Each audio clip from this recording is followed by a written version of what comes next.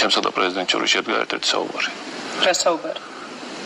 მან მე პირდაპირ მკითხა, რას ფიქრობ იმაზე, რომ ჩვენი მთავარი საფრთხე მოვიცილოთ. მე ვკითხე, რას გულისხმობდა ის ამ საფრთხეში. მან დამისახელა ერთ-ერთი პიროვნება, რომელიც მას დღესაც მიაჩნია, რომ ის მისი საფრთხეა.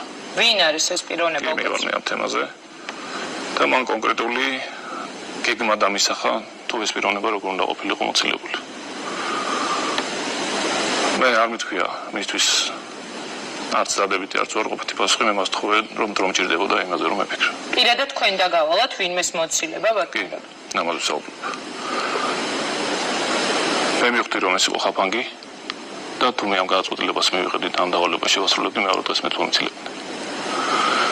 ეს პიროვნება გახლდათ პატრიკაშვილი და კონკრეტული მაგალითი დამისახა პრეზიდენტმა მისი მოცილების.